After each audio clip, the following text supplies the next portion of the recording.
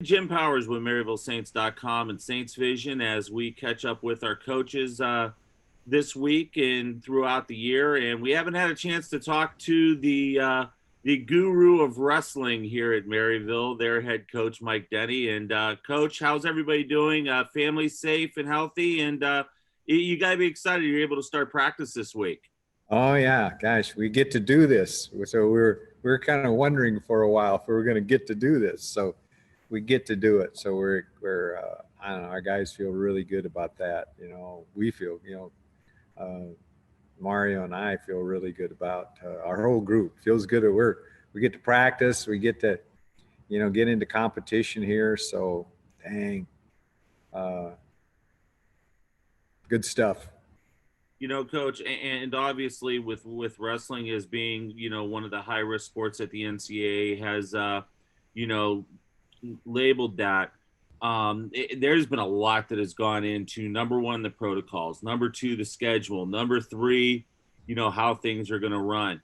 Can you kind of walk us through what the last couple months have been? Because I know you've been at the forefront, in a lot of these conversations, not only with us, with the coaches in the GLVC, but around the country in Division Two. Tell us a little bit about those conversations.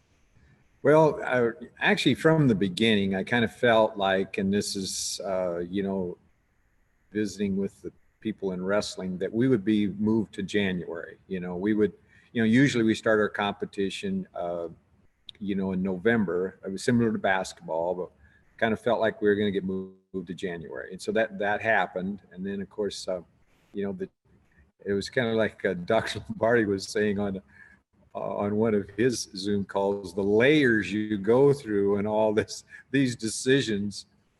He said you go through all the layers and then you get to the lawyers and then it's pretty much a no. You can't do anything.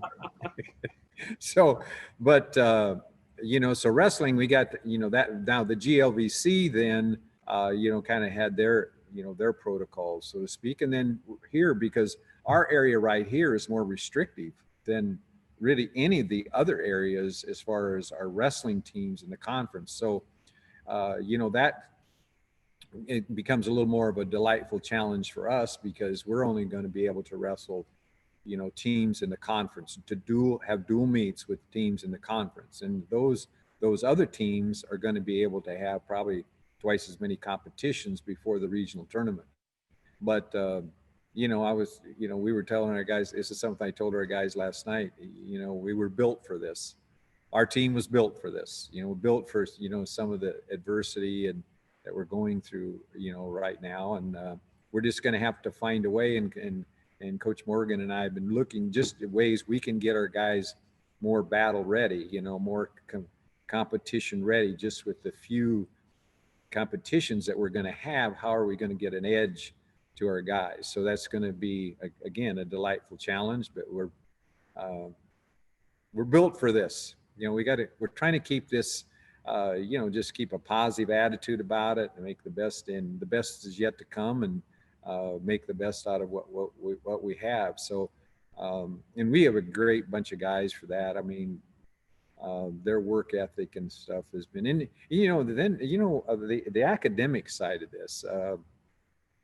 We've won the academic national championship for Division II wrestling the last 3 years in a row. There's only one other team in history that's done that, and this team had the highest GPA last year ever recorded in Division II wrestling. So, and that's part of it too. There's only one other team that's won it 3 times in a row. Well, we're built to do it 4 times in a row.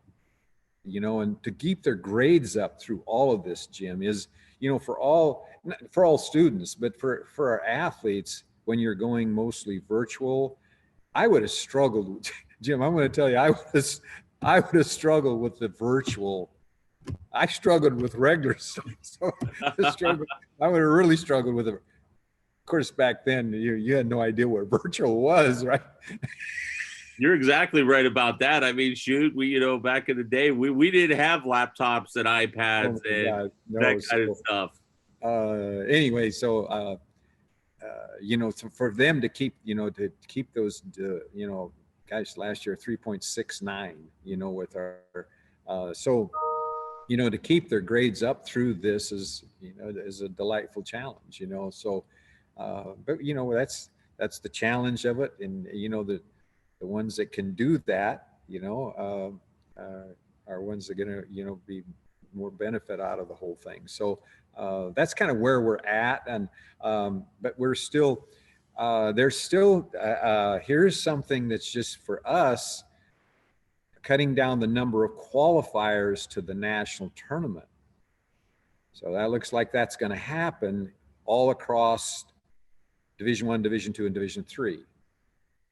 I was telling Coach Morgan, you know, I was on the NCAA rules committee for 6 years, and also, you know, so I was really close to this back in the day, you know, but I served my time. Right. Oh yeah, So no doubt. I don't really get a say in that too much anymore. They'll call me once in a while and say, "Wait, Coach, what do you think of this?" You know, the people that are making the decisions. But so I pretty much just get what every other coach gets, you know, out of this is kind of what we're doing, you know. So that's going to make, because our region, Jim, is loaded. It's the best region in the country without any doubt about it. I mean, you know, if we're cutting down qualifiers, you know, years in the past, Jim, we did something that I thought was pretty smart. The qualifiers was based on how your region did at the national tournament, based on a 3 or 5 year, you know, competition. So if you were doing better at the national tournament, you had more qualifiers. Mm-hmm. That's not true anymore. Each region, we have 6 regions, is going to get the same number of qualifiers. Well, our region is leather tough, so to speak. So, but we're built for this, right? We got to keep, you know what, we're that's what we're faced with. That's what we got to deal with. And so now if we're cut down, and now here's some more talk now. So you would go, there may be going to a sub-regional, then you advance fewer to the regular regional.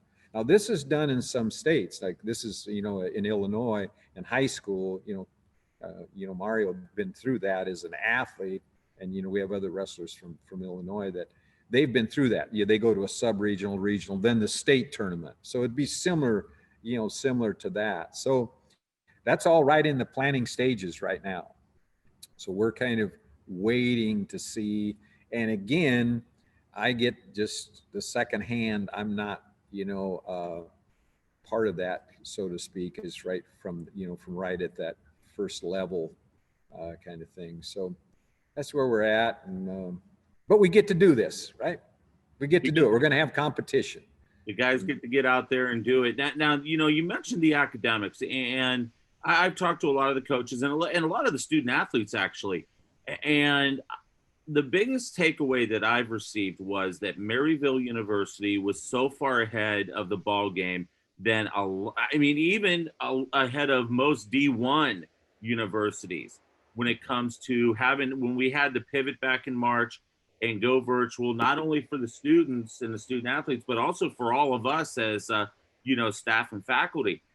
And that's a testament to Dr. Lombardi and his vision, and just, you know, the great technology that we have, that our kids were able to be successful in that virtual space. So true. Yes. Cutting edge, so to speak. Now, I tell you that our veterans, so to speak, that when we're talking now about our freshmen last year and our true freshmen this year, they haven't gone through that as much as so that's a little more of a challenge to them, because some of the high schools, Jim, they weren't prepared for this as far as this virtual thing. So our veterans, yes, they've been doing virtual classes. Sometimes half of their classes were virtual, you know, and I can still remember here in our dojo, this has been a few years ago, you know, the revamping of all of the, so we could virtual, so we could have the capacity to, this was done before we even thought about COVID. So Dr. Lombardi has been cutting edge on having our campus ready for this, be able to do this, the online, the programs online. And, it's amazing. One of my former wrestlers, Mark Bauer, is the athlete now. Actually, he was a wrestling coach in Nebraska Kearney for years, is now the athletic director there. He just did his dissertation for his doctorate. Jim, all online. Yeah.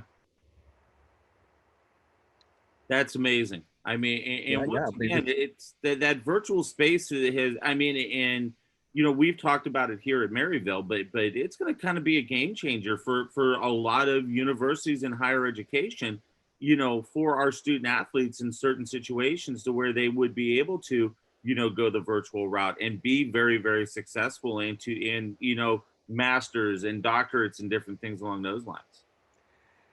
Talking to Jeff Miller, who's our vice president for strategic trends, and I think this is really true. He said that the COVID thing has probably moved technology up 6 to 8 years. It's moved it forward because we had to go that direction, right? So, some benefits, I guess. Certainly not for me. I had to ask Coach Morgan. I had to ask Mario this morning just how to turn on my computer so I could visit with you, Jim. Otherwise, we wouldn't be visiting. I knew you'd figure it out, so I wasn't worried about that. I'd figure out who to go to, and that's what I figure out. That's what a head coach does. Yeah, right. I always tell everybody, God only gave me one gift. I can pick out the good ones, so I pick out somebody that can help me. Well, let's talk wrestling. Let's talk about the guys, and obviously a great nucleus coming back from last year. Obviously, haven't been able to do a whole lot over the last month and a half or so, but now you're able to get practices in, and you're able to start getting ready for, and really, like you had mentioned earlier, a condensed season starting in January and will end in early February to get ready for either that sub-regional or the regional, later on in the month of February. Yeah, so we return 8 of our 10 starters. So we have people with experience. We have, and we've got, and really in every one of our weight classes, we have some depth and some experience. I think, we really feel like we think we have a nice dual team, and we were invited back to the National Dual Meet Tournament, which is the top 16 teams in the nation, for a dual meet championship. Well, and we were supposed to have the sports festival this year in Birmingham, Alabama, at really probably the only facility in the nation that can host wrestling, the wrestling national championships, the swimming and diving national championships, and the indoor track championships, all in the same venue. Well, that's not going to be. So we are now we don't have a venue for Division II wrestling yet, national tournament. So, we're to host the nationals next year. We hosted in 2015. We're scheduled to host again in next year. Maybe we should host it this year. I think we'd be okay with hosting it this year. Well, we're actually working on some things with that. So, just to see, right now there's no venues to see what we can do, kind of thing. But so, things have, really no national dual meet tournament. The tournament's not in Birmingham. The national tournament's not in Birmingham, and the condensed season. So there's a lot of things, but you know what, Jim? We're built for this. No doubt about it. On our team, we've been built for this. We've been built for adversity. We've been built for delightful challenges, so to speak, because that's going to be our attitude. What else can we? What other way can we go with this, right? Absolutely. But that's the thing but you got to keep reminding yourself and reminding each other, and that's where the team power comes in, and really getting so you believe that. So. Awesome, Mike. Well, I appreciate the time. I know we'll definitely be talking in January once we start getting into the conference schedule leading up to our hosting of our home duels that we'll have the first weekend of February. But it's always great to talk to you. Have fun with practices over the next couple weeks, and stay safe and stay healthy, my friend.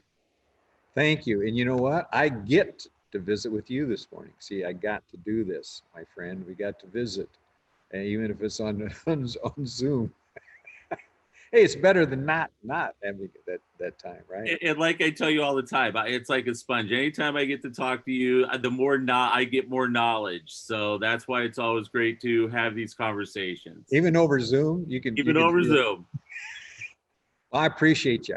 I want you to know that we appreciate what you do for us here, not only just with the athletic department, but at the university. So thanks, Jim, for what you do. We appreciate you. And I've appreciated the time with you. Absolutely, we got to do this. Yes, we're built for this. We are built for this. That's going to be the new mantra. So, Mike, thanks so much, buddy. We'll talk to you soon. Okay. Thanks, my friend. Coach Mike Denney joins us. And once again, the wrestling team starting practices this week. They'll start competition in early January. We'll have the schedule. We'll have everything updated for you on our website, MaryvilleSaints.com. And you can follow us on Twitter once they start getting in the season on how well our wrestling team is doing as they traverse through a condensed schedule in January in hopes of qualifying a bunch of guys to the NCAA Nationals.